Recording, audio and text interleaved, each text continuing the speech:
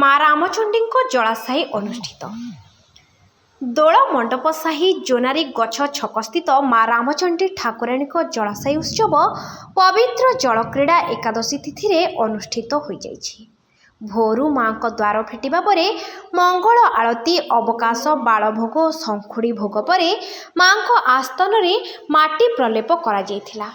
ପରେ ଶିଶିର ଶତପଥୀ, ରଞ୍ଜନ ଦାସ, ଅକ୍ଷୟ କର, ସବ୍ୟସାଚୀ ରଥ, ଅମିତାଭ ମହାପାତ୍ର ଓ ରବିନାରାୟଣ ଦାସ ପ୍ରମୁଖ ନିକଟସ୍ଥ କୂଅରୁ ଗରାରେ ଜଳ ତୋଳି ଆଣି ମାଙ୍କ ଆସ୍ଥାନ ନିକଟରେ ଥୋଇବା ପରେ ମାଙ୍କ ପୂଜକ ସୋମନାଥ ଦାସ ଓ ପିନାକୀ ଦାସ ଜଳରେ ଅଗୁର, ଚନ୍ଦନ, ଚୁଆ, କେଶର ଓ ସୁବାସିତ ପୁଷ୍ପ ମିଶ୍ରଣ କରିବା ପରେ ମାଙ୍କ ମସ୍ତକରେ ଜଳ ଲାଗି କରାଯାଇଥିଲା।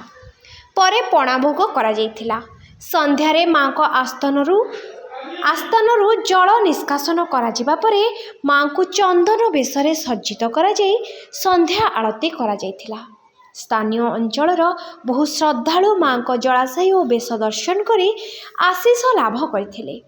ରାତିରେ ମାଙ୍କୁ ପ୍ରସ୍ତୁତ ବିଭିନ୍ନ ପ୍ରକାରର ସୁସ୍ୱାଦୁ ବ୍ୟଞ୍ଜନ ଭୋଗ କରାଯାଇଥିଲା। ଏହି ଅବସରରେ ମାଙ୍କ ମନ୍ଦିରକୁ ଉଜ୍ଜ୍ୱଳ ଆଲୋକମାଳାରେ ସଜ୍ଜିତ କରାଯାଇଥିଲା।